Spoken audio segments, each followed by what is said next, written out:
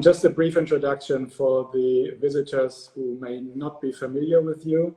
Andrea Trimarchi and Simone Faresin, they form the duo of the Formafantasma. You both graduated from the Contextual Design MA at Design Academy Eindhoven.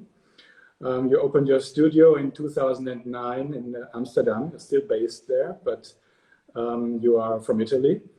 You work both for clients, but also on your own projects, independent projects, and now you're also heading the Geodesign MA at Design Academy Eindhoven, so you're really still connected to the Design Academy. You had a lot of exhibitions, group shows, and you had a super interesting solo exhibition at the Serpentine Gallery last year. And I think I can say that you're really among the most influential designers and design thinkers of our time. That's why I'm really looking forward to the conversation. And I would like to start with the show at Serpentine from last year, which certainly had a difficult start because of the lockdowns, but you were extremely active online. So you had this Untitled, which was a kind of program broadcasting contents from the exhibition. So I really admired how you immediately turned the exhibition into a communication project. But I want to go back to the initial topic of the show. It was called Cambio, and the exhibition explored a kind of modern cultural history of the timber industry, dating from the 19th century until today, but you also looked at it in an even wider time frame. So could you tell us, to start with, how did the exhibition come about? Did you choose the topic? Did you want to explore the material of timber in design, or was it a proposal? Well, you know, it started out of a conversation with Anne-Zurich Obrist and Rebecca Lewine from Serpentine Galleries. And, you know, Anne-Zurich always had this idea that designers that are invited at Serpentine should not do sort of a traditional product design presentation, but more do a show that is a, let's say, a manifesto of their way of thinking. And we decided to focus on timber and the governance of the timber industry for several reasons. One reason is that Serpentine is in the middle of a park surrounded by trees. That's, I would say, the most banal. The second one, it's because we had a previous experience with ore streams, which was a project focusing on electronic waste. And when we do this kind of research projects, our aim is to show how our thinking could be applied pragmatically in specific contexts. And when we try to reach out companies related to electronic production, it was very complicated, and we didn't manage to find a dialogue. Of course, coming from a tradition more related to furniture design, because we also study our bachelor in Italy, it was sort of normal to address timber as a material, as a starting point. And the last reason, it's because where Serpentine is located in Hyde Park, it's very close to where the Great Exhibition happened in the 51. And for us, that exhibition, you know, it is iconic for its use of the Crystal Palace, its architecture, for the exposition, the achievement of industrial production. But it was also a moment in which the connection between environmental exploitation in terms of also colonial exploitation was completely visible and present there, in conjunction with industrial development. And it was housed in a greenhouse. Paxton was actually an horticulturist. And we thought it was interesting that for the first time, an architecture meant for the survival of species, of plants and trees, was contextualized for not the survival, but for the display of industrial objects. And trees were becoming decorations or marginal elements in the show. So for us, in a way, it's almost a symbolic gesture to focus it on those marginalized trees and make them the subject of a show at Serpentine. And of course, also, you know, the Great Exhibition of the 51 was probably a very big and first global exhibition where, you know, all the countries in the world that were meeting to show, you know, how great was exploiting, you know, the different resources in the world. So for us, it was a very important starting point for the exhibition. And the exhibition, then started to become almost like an octopus, and it was really about connecting the studio with a multiplicity of different kind of sources, institution, practitioners. So we collaborated with the Victorian Albert Museum, with the Kew Gardens in London, Tünen Institute in Germany, philosophers like Emanuele Coccia, and so on. So it was a very important moment for us also to show the way we work, that is really about research and about connecting the studio with this very different way of thinking. I mean, you already mentioned a few of the findings that you produced during the research. Can you tell us something more about this? What were some of the main results that you brought to light, also regarding today's world? And I mean, we all know that, of course, timber is a material that is sourced from nature. It has the reputation of being quite a sustainable material because it can grow. On the other hand, when you consume timber, you consume carbon dioxide. So what were some of those main findings? Well, I mean, when there are several aspects that we touched upon in the exhibition.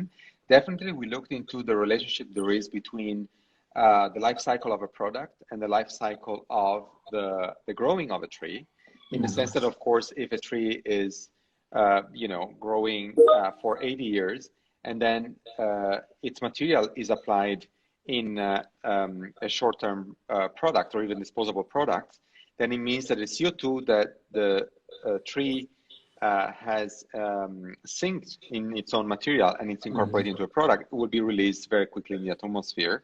So we made, for instance, references how it would be important to create objects that outlive the life of the tree. So we contextualize this idea of wood as a sustainable material, which it is. But it is also important to think about which are the most relevant applications for these materials.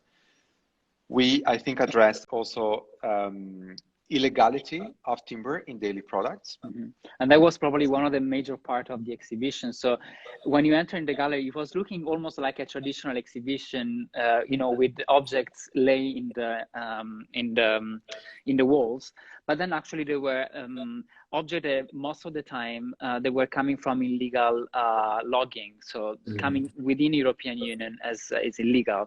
And then we collaborated with the Tünen Institute to really check on a microscope and do it through comparison to understand which were these materials and these objects they were illegal. This because the 30% of objects that enter daily in European Union comes from illegal logging. So it's quite shocking to see that the reality we are witnessing every day is actually most of the time coming from an illegality. Escaping, of course, certification schemes. Yeah. So you neither wanted to say timber should be used more or should be used less, but rather advocate a more conscious use of the material and point towards questions that are linked to that industry, right? Questions of legality, questions of overconsumption, and probably also questions of designing, no? Because you as designers have a key role in applying timber and proposing how timber can be used in an efficient but also in an economical way. Yeah, absolutely. I mean, the exhibition was never proposing, I think, direct solutions, but definitely design briefs, implicit design briefs. There is a section of the exhibition, for instance, that is looking also into how the tools that we as designers use daily, they are still proposing mechanism of very superficial mechanism of use of material resources. I give you an example.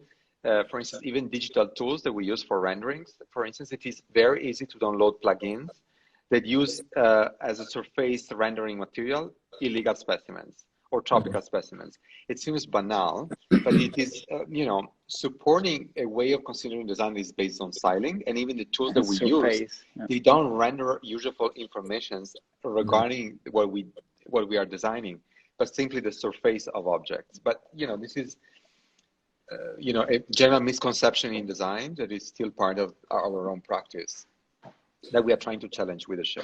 Yeah, I mean, I personally haven't seen the exhibition because the traveling was so limited. I think a lot of visitors share that lack from last year, but it will travel to other places, so there will be other chances to see the exhibition. I think there's also some, I heard some rumors that there may be things that are added to the show, so I'm looking forward to that. What I liked about that show is really that it was quite emblematic for your work in combining both design proposals with research, with an incredible capacity of communicating and also staging knowledge in an exhibition. And another project that went in a similar direction was the Ore Streams project, right? And there you looked at a different ecosphere, which was the one of electronic waste. I think, again, it was initiated by institutions, right? By the National Gallery of Victoria, if I'm right, and then the Triennale di Milan. So can you tell us a few words about that project? Again, I'm really wondering where this initial idea came from, that you wanted to explore that and then turn that into a design project. That comes, sorry, I start. That came also from a request from the museum, because we were looking into doing a research project, and not simply in designing furniture. So that was quite important for us. We said since the beginning, you and Simon, we really want to make a long research project, and that actually was almost 2 years. And we started looking into the few things that are still extracted in Australia, and actually metal are one of the major concern when it comes to extraction in that country. Our initial starting point was simply to engage with the context there. Correct. But because it's not surprising, but there's a few, let's call them first world countries, it's a horrible definition, that still mine materials. And Australia, their economy is still based on that. Yeah. But then in the process of developing the work, we started so broad, but then we started focusing more and more and more. And at one point we realized that in the near future, it is already a reality, the majority of metals we will use for production of architectures and objects and so on, they will come from above the surface of the planet. First of all, because we mined already so much, that many metals already circulate on the surface, and because of the interest of recycling. Of course, when we talk about recycling, we think it is a fantastic, let's say, solution to the way we source materials. Nevertheless, there is also problematics, and we focus on electronic waste because it is at the moment the fastest growing stream of waste globally, and because even nowadays, I mean, our experience is fully mediated by digital tools. So we thought it was a relevant subject to investigate. And also because it was helping us to look into many also of geopolitical issues we are interested in looking into. There's many imbalances connected to electronic waste. I mean, many of the countries where minerals are extracted for the production of electronic waste, such as even precious metals, are also the same countries where electronic waste, since until a few years ago, and sometimes till nowadays, electronic waste was exported and dumped open air because it was extremely difficult to recycle these products. And of course, if a product is difficult to recycle, it is a design problem. That's why we focus on it. I think, it was an extremely smart move to combine both that research with design questions. And you also developed a series of objects out of that project, which I think have an incredible beauty of their own, which is some kind of scaring beauty, even because you know what is behind, and of course that gives them a deepness. On the other hand, we had a lot of discussions in our collection committee, for example, when discussing about purchasing objects from that series, which, by the way, are also sometimes too expensive for museums to collect, but that's another question we might touch upon. However, my question is, what are these objects? How would you define those objects? I mean, it's not a proposal that electronic No. waste should be used in that way in the future, for sure. No. Is it a part of your research? Would you define it like that, or is it another way of opening the discussion about the topic? Both. I would say that we all the time call them Trojan horses. Mm-hmm. And I think it was so difficult to enter in contact with, for instance, recyclers, that the way we got in contact with them, it was through production, because we wanted to produce the object. Then we enter in contact with the realities. Mm-hmm.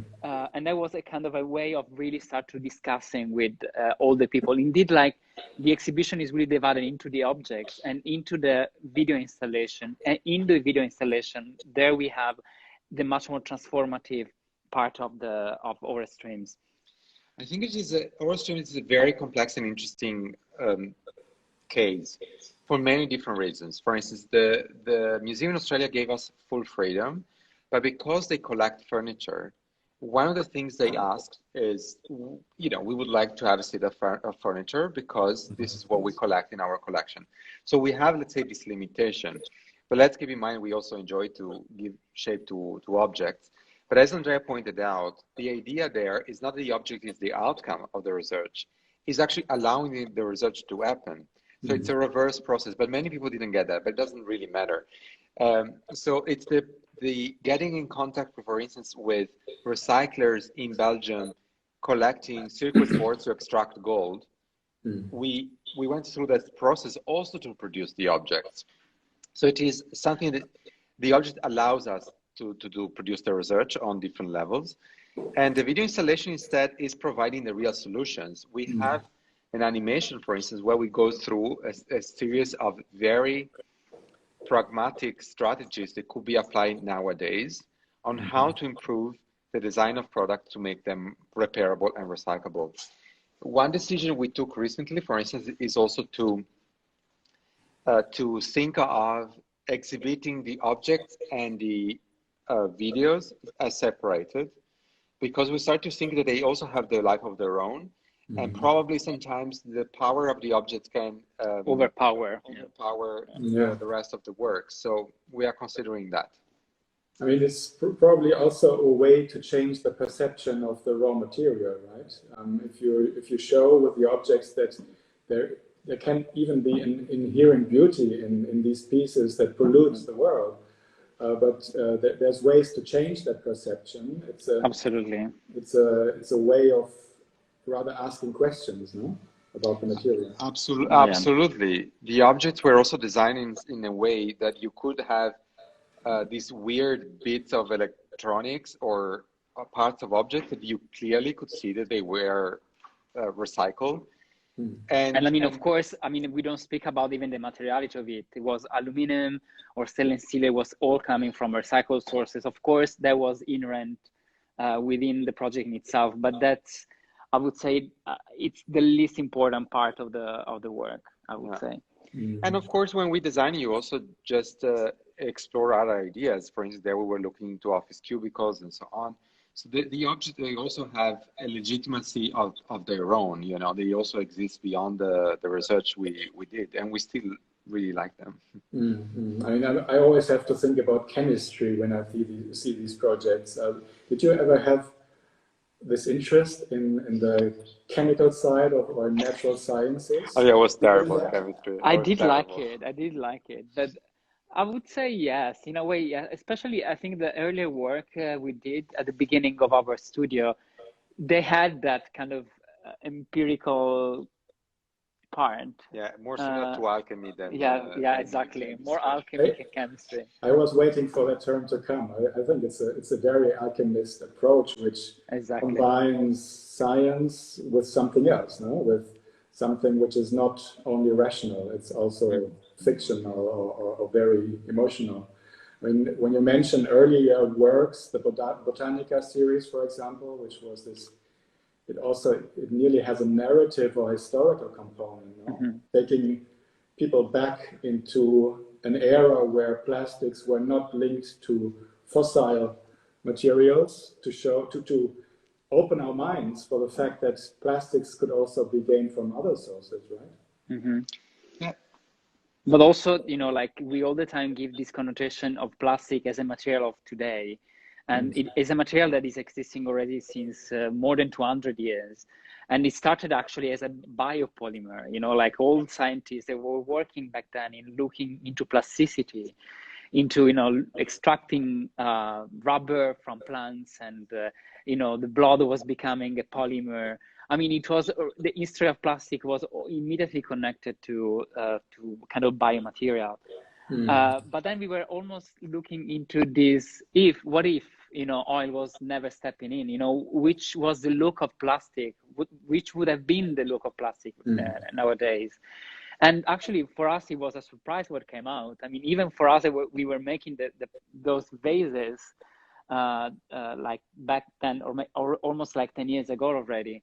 You know, they looked from almost like a pre-Columbian period, you know, like civilization. They are like pretty weird. And plastic, it's a material, you know, it has like texture, it has like imperfection, and that was something that we really wanted to enhance with the project. But I would say that Botanica is one of the projects, one of our first project where we really were working on a material level much more for the expressive quality, I would say. Of course, we were all the time interested also in the narrative, but I think project like the Natura Fossilium later, or Cambio or a Stream became much more cerebral, I would say, and much more theoretical. At the beginning, our interest in material provenance and material qualities was more intuitive, but then in the years we started to understand really the implications of our intuitions.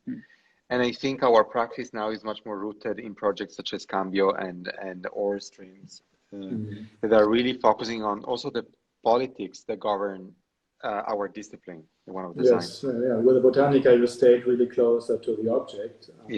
On the other hand, this thinking about bioplastics is probably closer to a possibility of application, no? In real design life today than electronic waste, which is more a tool to describe a political problem or a societal problem, while I think the research that has been happening since you did the Botanica series until today in bioplastics has shown that there is a lot of potential, right? Absolutely. Back then we tried, with the support of Drog Design, to apply those materials on a more industrial production, and it failed also because you would need to have resources which are the one that needed for at least a startup. And we tested some of the materials in 3D printing. We tested some materials as binders for fibers, and the results were also successful. But apart from that, what was interesting to see is that we were working at the Wageningen University here in Holland, which is the agricultural research university. And many of the tests and the attempts we were doing intuitively, they were very similar to attempts that the university was already doing, which was researches, in any case, rooted into the histories of the development of plastics. So it was interesting to see how intuitively we were going in a similar path that many other researchers were exploring in similar ways in the same years. I already mentioned briefly that you work a lot with galleries, or you produce small editions of those designs. What if, for example, IKEA approached you? You know, they have seen the Cambio exhibition and said, "Okay, we are interested in how you are looking at the timber industry. We as IKEA had a bring it on to do with that." We would love that. How would you do that? Yeah. Absolutely, yes. Yeah. I mean, absolutely, yes. I think a lot of people would, a lot of very superficial people would narrow down that as a selling off, which instead we think we do design because we hope to make our hands dirty. And I'm sure that IKEA, first of all, we are already know they have huge, inevitably ecological concerns. It doesn't mean that you're going to save IKEA. It's not, or better, I want to say something, maybe IKEA doesn't need to be saved. We cannot save the economic system in which we work, which is based on growth, and that there's nothing we can do. But the work of designer is also about, we believe, working possibly where things happens, so to possibly um, do things in a better way. We're not interested in doing these research projects and to keep them in the museum. No, exactly. That's the space we realize we have, because the majority of the engagement we have with companies is about, can you design a product? Exactly. I think, like we are totally ready. I think companies are not ready yet, or some companies are not yet ready yet to let us work in the way we think is like the future of like designers. That should not be only applied as a stylistic tool. It's not anymore the time, like we have already fantastic designers, but what we need to rethink is actually the system of designing. I mean, things are changing, and I think Cambio will probably give us a good platform to make sure that, we will get what we want. And I think also we see after Cambio, and I think that was a Trojan horse for us, the company are starting to get to us because of the research side, and to apply that research into a company. I mean, we did it already in the past. I mean, we are doing sometimes consultancy for either a fashion brand or even we did also for electronic brand, but we did it much more as a invisible actor. I think now it's time that companies put also design in front.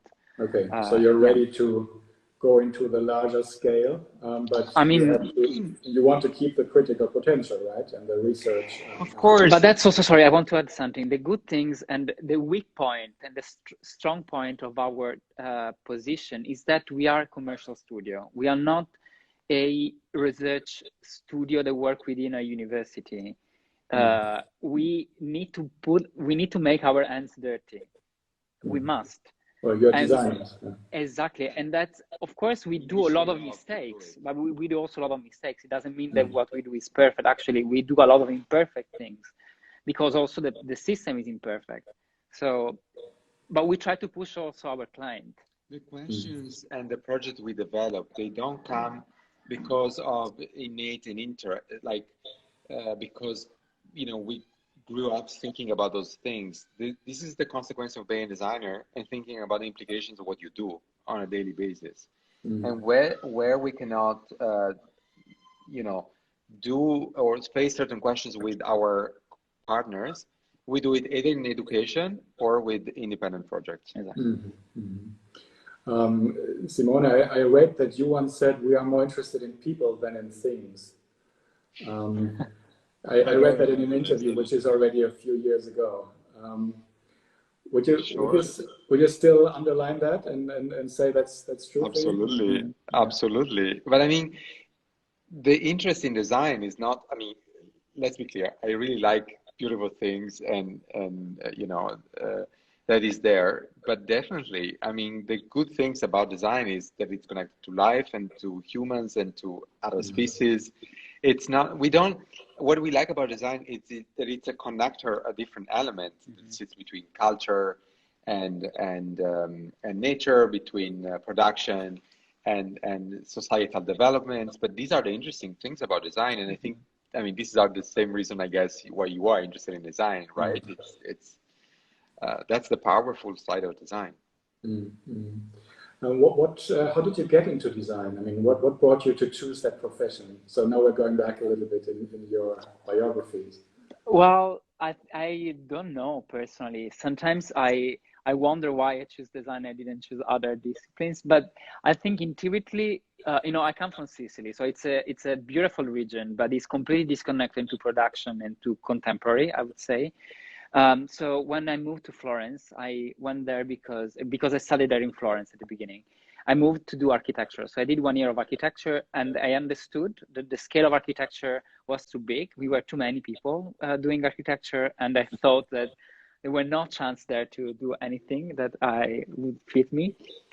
And then I started to look into what was happening in Florence. In Florence, there was this beautiful school that is still there. It's called ISEA, that in the 60s was founded by the radical movement. And of course, I was all the time interested in radical architecture.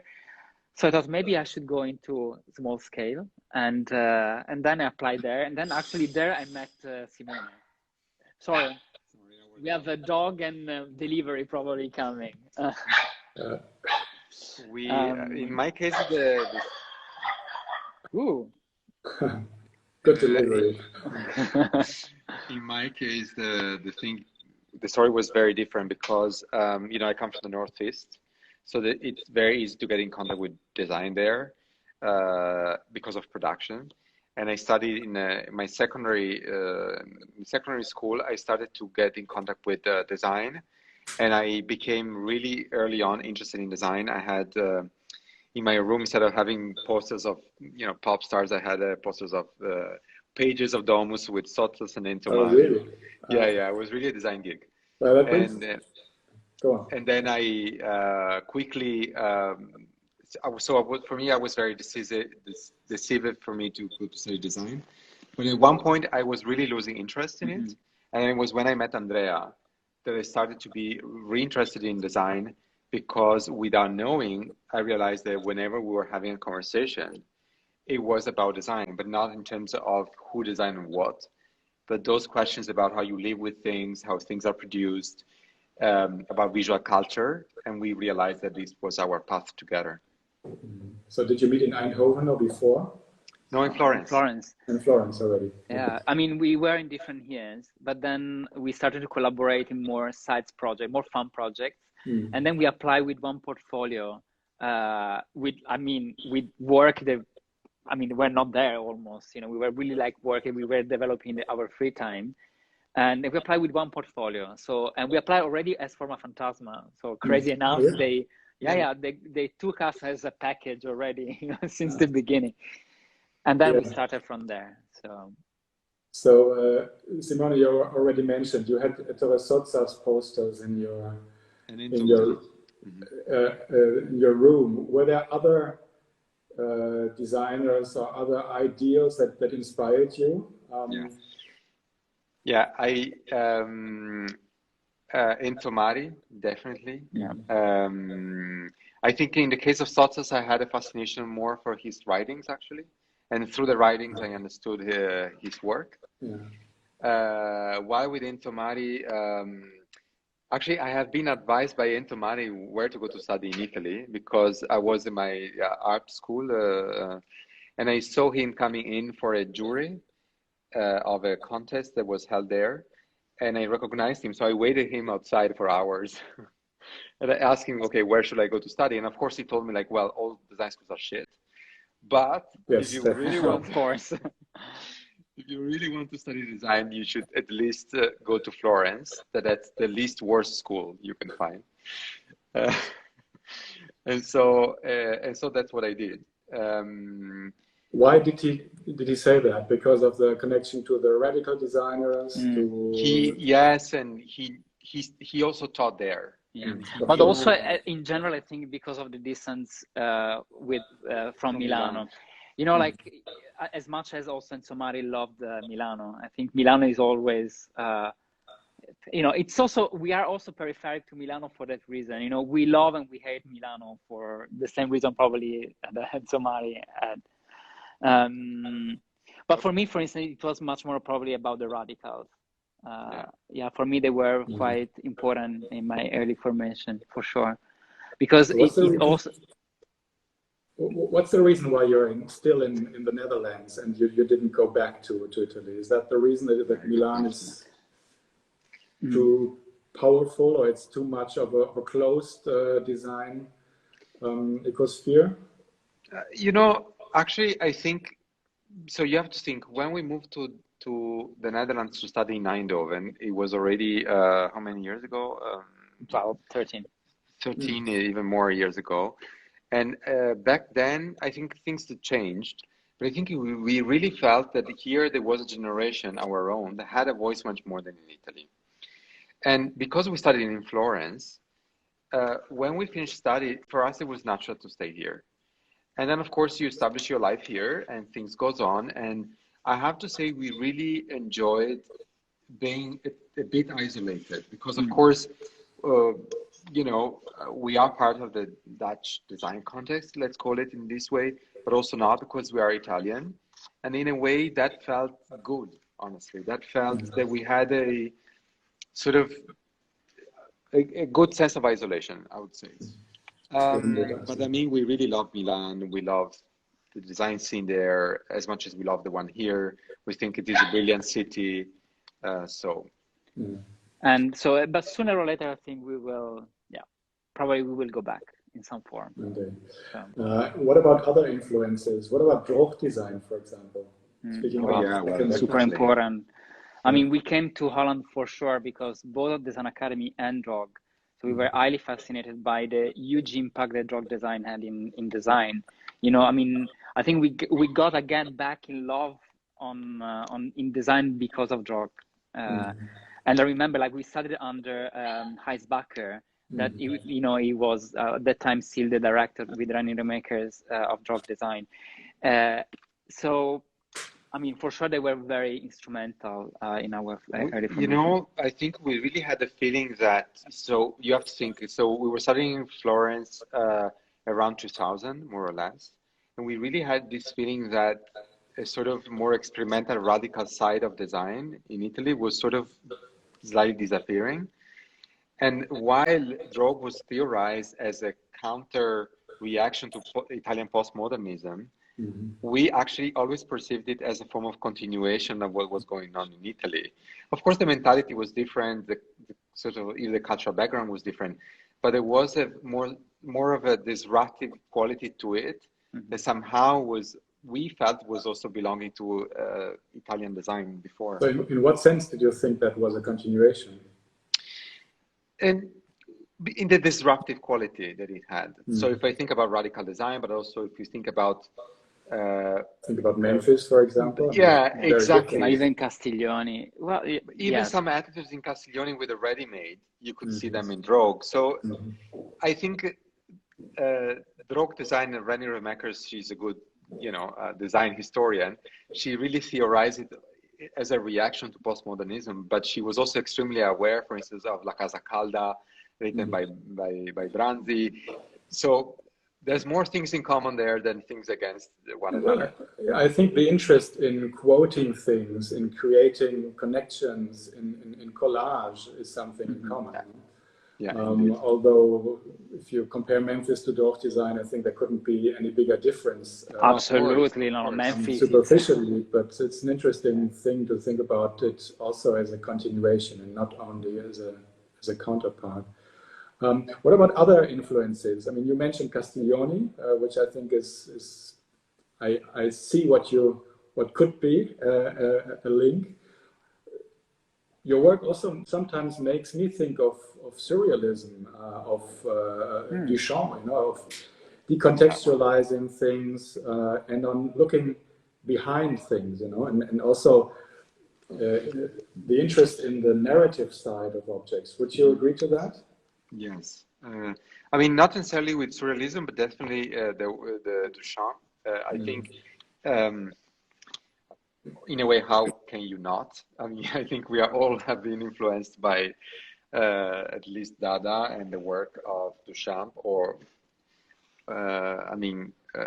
definitely about that. But I think that our influences are very different and they can change from time to time. Of course, there's also some artists that influence our practice, or at least that we admire so much that inevitably they must have influenced our practice. It is always difficult to honestly trace back your influence because... Well, I have to say, like, for instance, in the contemporary, and for a lot of years, and then still even right now, like the work of Hella, it has been very important for us, like both in the rediscovery of like a craft tradition, especially in the first part of her career, in relation with companies, like not because you are in the Vitra Design Museum, but the kind of amazing collaboration that she established with Vitra, not only on designing product, that it's interesting, but for me the most interesting part is actually the latest part of her collaboration with Vitra, materials, colors, and consultancy at that level. I think that's, for me, that is very, very, very interesting. So for sure, like in contemporary, I could say, if I think about design, Hella has been highly important for us. And then, well, there are a lot of, if I think about artists, Pierre Huig, it has been extremely important for all the thematic relating to Anthropocene. Pierre Huig? Pierre Huyghe. Yes. Yeah. I mean, we loved him since many years. But I mean, there's plenty of authors we really admire. But as I said, I think inspiration is something that evolves every day. I think in this moment, what is we find the most inspiring is actually understanding, and deconstructing the mechanism of the design discipline and how it works, the sourcing of materials. I think we are much more, we find that inspiring. Well, what I love about that approach is also that you really link it back to history. For example, in the case of Cambio and in other projects, I remember a lecture that you gave in our museum, I think about 2 years ago, when there still were lectures.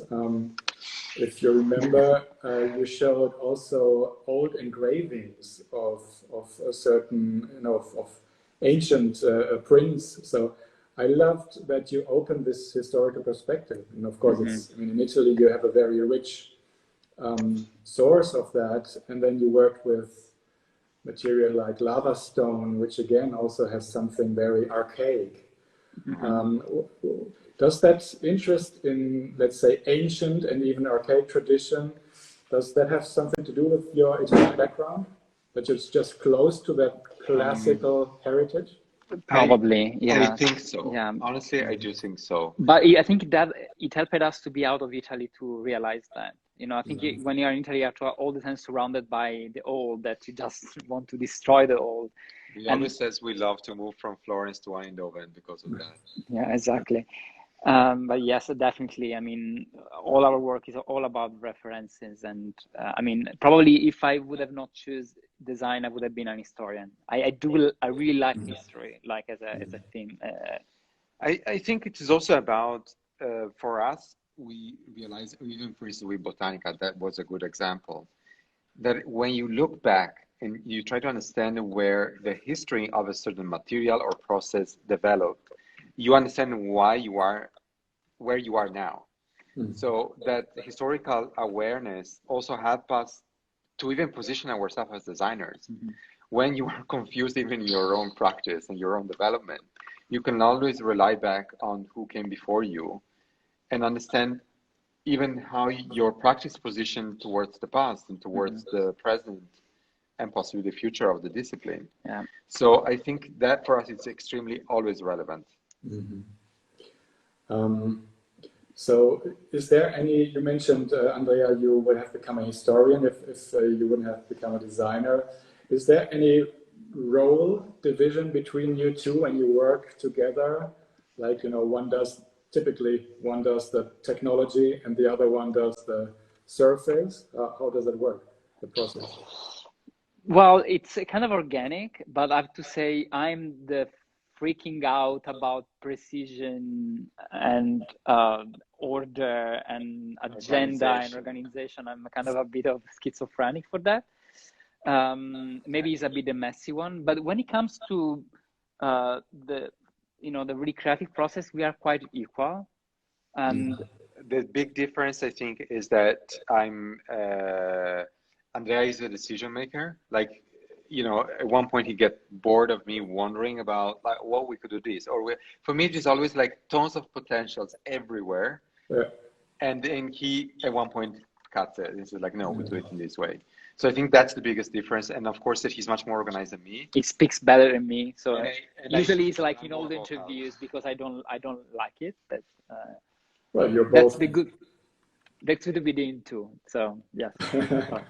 You're both very eloquent designers, and let's change scale a little bit and look at the idea of geo-design that is above your teaching activity in Eindhoven.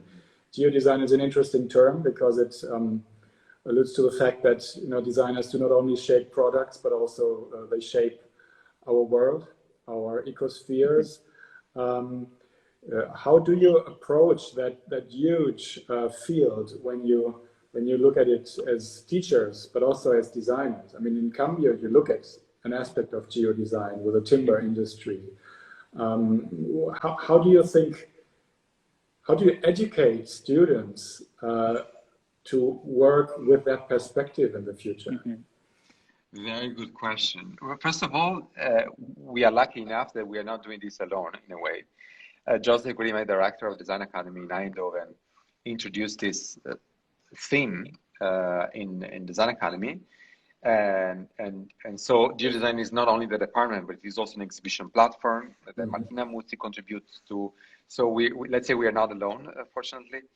And but the way we interpret the idea of geodesign is really like this idea also that in the contemporary time, it is impossible to do not look design from a, let's say, planetary, within the planetary scale of the planet we inhabit, but also, you know, we cannot think about design without thinking about the Earth and the impact that design has on the Earth. So it is in a way, you can also say that it's quite simple. But of course, it is very complex to really think about a design education based on this. And I would say that it's not only about us, but it is also about the students. What I mean to say is that in these days, we had actually finals yesterday and the day before yesterday. What we're realizing is that there are students that are applying at Design Academy because they are interested in this, because they have questions, and we're not giving them answers. We are not necessarily taking them by hands, but we are taking each other by hands. For us, this is an opportunity to explore ideas we cannot explore within our studio. For us, this is an opportunity to think that what we can achieve as designer is limited, because as individuals, it's limited, but we can do it in a community. So it is not about necessarily teaching in the sense of giving answers to people or delivering knowledge, but it's more trying to ask questions together about how possibly to do design in the 21st century, in the middle of an ecological crisis, in a pandemic, and totally interconnected globally, both in terms of material distribution, extraction, and so on. So it is impossible. I think any form of design is geodesign. We just need to realize it and take the consequences of this. And this is what we're trying to explore. So if you think about how can design have a relevant role on that planetary scale, do you think it has to change from looking at the object really to consulting, or to being part of corporate processes, or do you think designers really should stick to this more traditional understanding of for me designers should keep designing? You know, there's nothing bad in what we are doing. I think what is important that we need to realize that we are part of a bigger chain of action and reaction, and then we can also be part of this change, and just simply asking the right question to the companies, the company are not asking the right question to us. So well, it is also about I think understanding the talents that each one of us has, and the design is also an expansive discipline. I think, you know, I could even argue that even Entomari was thinking of some geopolitical and geodesign subjects in his own work, for instance. Many designer has done that, Victor Papanek for sure, for instance. So it's not that we are, you know, creating everything from scratch. I think also that if we think about the problems we are facing in the contemporary time, many connected to ecology, I don't think we need one answer. I think we always make this metaphor. I think we have a problem that it's a body, and we need to act with tiny points, triggering points, as in acupuncture. So we can, as designers, address problems at different scales according to the different talents we have. And that's also what we hope to do with geodesign. Exactly. For instance, in geodesign, we are also trying to do not get in the department one, you know, kind of designers. We have like product designer, we have graphic designers, we have like people that are interested in information design. We have also some biologists. You know, we are sorry, I keep saying biologists, chemists. So we have people that comes from really different fields that think and believe in the potential of design. So what do you think are the main capacities that designers need to play that role in this highly multidisciplinary understanding of design? It's a different capacity than 50 years ago, when it was about making a nice drawing and designing a nice form. But the good things of design, in times, you always adapted to the needs of the time. Like during the afterward, we had to reconstruct the world, and designers were there to help. We are in a new kind of reconstruction. Exactly. I guess. Or if it is not the reconstruction, it's mitigation, or as Paolo Antonelli would say, restoration. So I think, we can look at the troubles we are facing ecologically as a disadvantage. We can also look them as a great opportunity to finally move on from, for instance, postmodernism, because we need the new, I think we can envision a completely new way of looking at the world we live, which acknowledge modernism, but also moves on from it, and not being constantly stuck in a post something. And I think we are in this moment, and we find it also intellectually and practically exciting. So we see a lot of joy in the students in trying to address very complex subjects.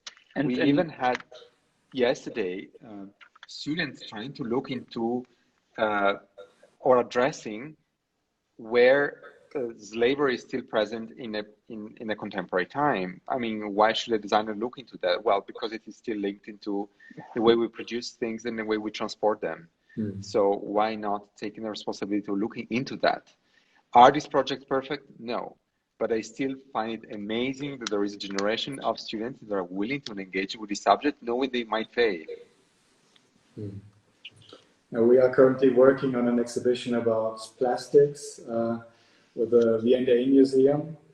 And you have treated that topic with different projects previously, but I was wondering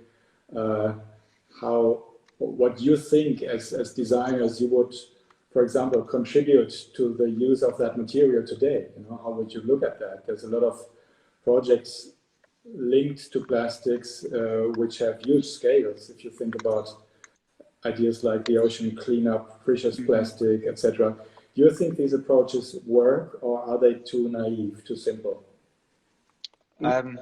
Whatever attempt to me for solving a huge issue like the one of plastic, I think it's welcome. Of course, it's not perfect. It was also coming from a student, like when Bojan Zlat started the project, it was, I think, 20 or 19 years old. Very young. I mean, fantastic, like it's amazing if a person of 19 years old look and try to solve a problem like this. It's imperfect, yes. It works, maybe, but welcome to this, to all things that can change the reality we are living in. But in general, I would say that there's nothing bad about plastic. Plastic, it's harming as much as we were saying before about killing a tree.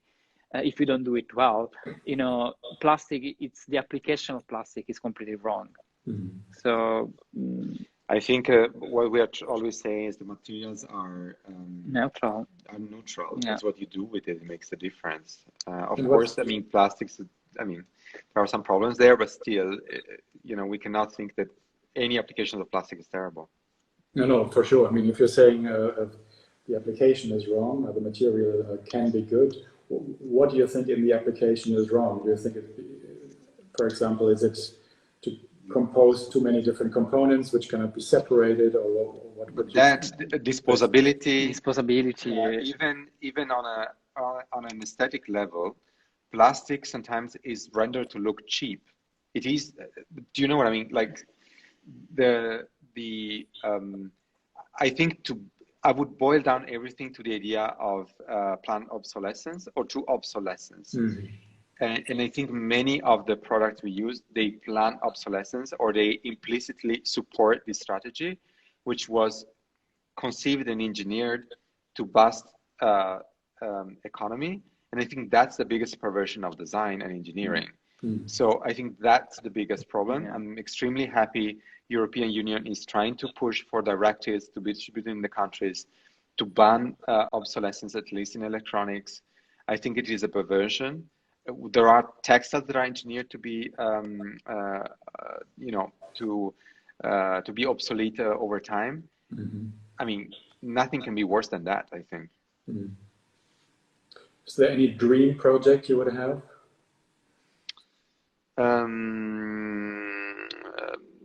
Now, we always struggle with this question. This is also a question that Hans Ulrich often asks.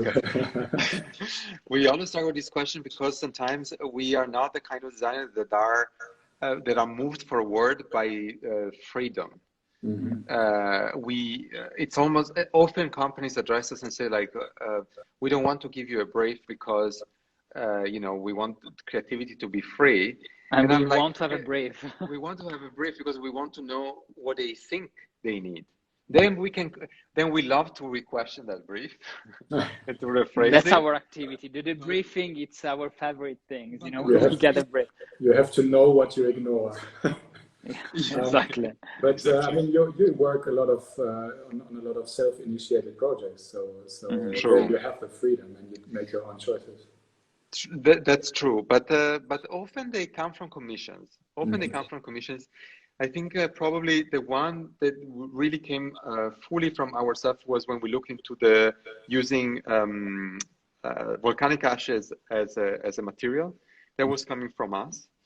But generally, even Botanica was coming from a commission of a foundation dealing with the restorations of plastics. Serpentine was definitely a self-initiated project. So that's true, but maybe it's the idea of a dream project that I find intimidating. It's too much about, I don't know, I find it self-indulgent. Maybe I'm becoming Calvinist living in Holland.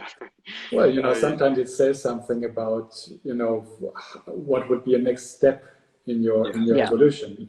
So that's easier probably to reply than, I mean, definitely it's in line to what we said before. We definitely would love, and in part, maybe we are already doing, to converse with a partner that challenge us to work more almost as an external R&D to what the company is doing. And of course, obviously focusing on ecology. That is something that we are extremely interested to apply our thinking within the company and understanding through an analytical scanning of what they do, how we can intrude it to improve possibly their culture related to ecology. That's definitely something we would love to do. And then for sure there is like maybe shifting the human at the center approach. And maybe next project will be probably about design for non-human. So that's something that we are planning. I mean, we wanted to start last year already. There is the internal research, but COVID didn't help to take that time. It would be a bit of a consequences of Cambio because then we started looking also to plants as living creatures and as a sentient creature. And then we are really fascinated also by the implications, the question of what it means to design for somebody that is not a human. And can you actually do that? How can you know the needs of another creature? There's many interesting projects related to rewilding areas and so on that we are looking into. So I have an idea that we should discuss. Brilliant. We have two questions which I would like to ask or pass on to you. One is concerning light. What role does light play in your work? A few years I've seen a beautiful installation in, I don't know if it was still called Spazio Crizia in Milan, but can you say something about your own look at that raw material, light? I think every designer has an obsession, or they are, I think, good at something. And I think I mean, I'm not sure if you're good at, but we really love looking into lighting. That's our favorite subject. I think as an object typology, I think is the one that for us it comes easier to engage with. We enjoy it. We think there's a lot of potential. It might have to do because it is so. What is interesting about lighting is that it's extremely linked to technology, but it's also extremely perceived as something also emotional. And I think this relation is extremely soothing us. So we really like that. I think probably not that we think that our work is in light of Ingo Maurer at all, but we understand where it comes from, and we see somehow. Yeah, sometimes we wonder, you know, maybe if we would have a company, maybe it would be a lighting company. Maybe in the future will happen sooner or later, because we really like, yes, maybe in our own way, but it's something that we are interested. Like when we did the foundation, the project you were just mentioning that we presented 3 years ago at Spazio Crizia, actually that came from a reflection, because we got a commission from Floss, from the company. But then, you know, we took that, it took like years before we really started to work on that, because we really wanted to take our own time. And we used foundation, like that exhibition, as an excuse to make experimentation into lighting. And we could really, I mean, at the end, the exhibition was around probably 30 lights that we designed for the show, but we could design the other 200, I think, for the show. We could go on and on. Yeah, I mean, what I loved about that installation was that you linked the quality of light back to material, you know, and you made visible the different colors that are included in light. So somehow you gave it a materiality, and that to me was very typical for your work. That at the end you're interested in the visible and the tangible and the sensual, and not just in the light bulb and the light emitter, or just designing the shell of the light. But it was really an alchemist approach, making the, excuse the word, chemical aspects of light or the micro-physical aspects visible. Absolutely. So there's another question, the last one, where someone asked, would you say your work methodology has more relevance to traditional craft than formal industry? What would you say? It depends on the work, but if I think about Cambio and streams, absolutely not. It's the other way around. We explored at the beginning. I mean, we were interested, especially in our really first work, like molding tradition, that was looking into the history of maiolica in the southern region of Europe. Autarky was a project about craft. We started that in the beginning of our career. Because we're still interested in that, don't take me wrong. But there is also a misconception of what industrial design is. So for instance, I would say that people think that our industrial design is when we design lamps for Floss. We think that the things that get closer to industrial design, it's not the object of our streams, but it's the attitude we had in analyzing the system of recycling and how products should be designed to make them more repairable and recyclable. That's the closest things gets to industrial design. Yeah. Well, I was expecting that answer, because we have spoken a lot about industry and crafts, and I also have the impression that you have a great respect for crafts, and they are also an object of research for you. But at the end, you're thinking about scale, and you think about technology and industry. So absolutely. Yeah. Okay, that was such a wonderful conversation, Andrea and Simone. Thank you so much. I could go on endlessly, but I'm sure we'll have the opportunity in other occasions. And you gave me 1 or 2 ideas that I would love to discuss with you. And absolutely. Very soon. Yeah, here. I hope also our audience has gotten very inspired. I'm sure. I'm convinced. So now finally you can have your dinner that was delivered during the talk. I was really happy to have you as our guest. Thank you very much. Thank you so much. It was fantastic. Thank you very much.